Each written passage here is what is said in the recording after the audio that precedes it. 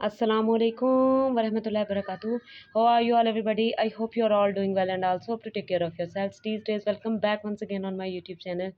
So last video lecture, I will lectured the exercise of ghazal number 4 named काश तूफान में सफ़ीने को उतारा होता, written by Parveen Fana Sayyed. I hope you can understand all the things of exercise. Is this have any problem? Write into your comment. I will solve it as soon as possible. So today I will explain and lecture the words explanation of this ghazal and also the question answer material.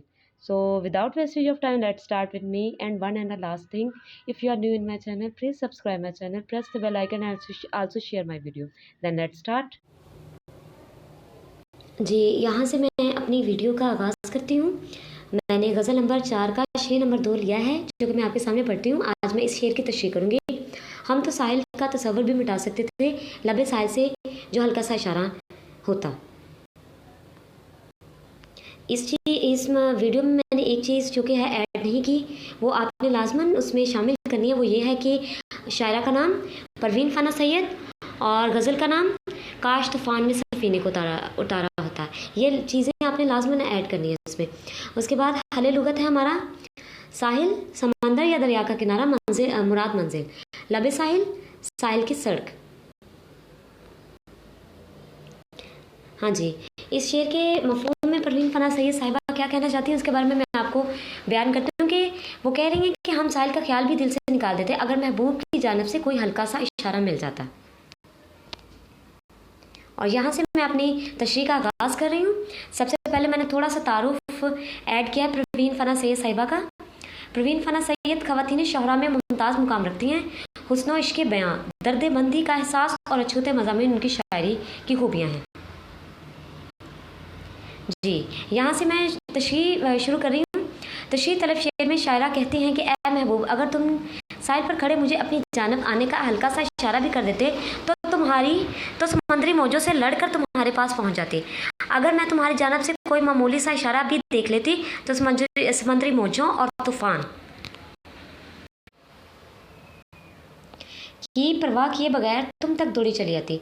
मेरे लिए समंदर का पानी और साहिल तक एक सा हो जाता।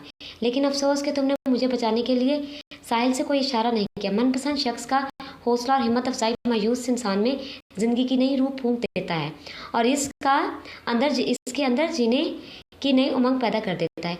ये एक जो कि है वर्ड गलत हो गया है मुझसे, मैंने उसे क्रॉस किया है, ठीक है, उसे बीच में ऐड मत कीजिएगा।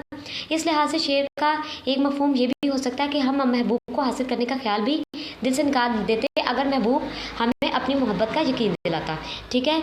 और एक छोटा सा मैंने इसमें कोटेशन ऐड किया है, आप चाहें तो यहाँ पर शेर भी ऐड कर सकते हैं। मोहब्बत करने वाला अपने महबूब का ताबे फरमा होता है। यहाँ से मैं अपने सवालात के जवाबात जो कि मैंने पिछली वीडियो में नहीं दिए थे वो उसके आंसर्स आपको बताने लगी हूँ। पहले शेर में शायरा कहें कि शायरा को तूफ़ान में सफ़ीने को उतारने की शदीद ख्वाहिश है कि उसे यकीन है कि मुझे उसे ज़रूर उबार देंगी, ठीक है, यानी तूफ़ान लहरें उसे ज़रूर किनारे तक ले जाएंगी। नंबर 2 है, अगर लबे साहिल से हल्का सा इशारा होता तो शायरा साहिल का तस्वर मिटाने को तैयार थी। नंबर 3 का आंसर है, अगर शायरा का महबूब अदाब जफ़ा से वाकिफ़ हो तो शायरा हर जुल्म हंस हंस के सहारने के लिए तैयार है। क्वेश्चन नंबर 4 का आंसर, शायरा महबूब की तरफ से मिलने वाले जहर को शौक से गवारा करने के लिए तैयार है। और आखिरी हमारा जो सवाल है, शायरा का जवाब, शायरा बागबान के भरम के खिलने की बात कर रही हैं।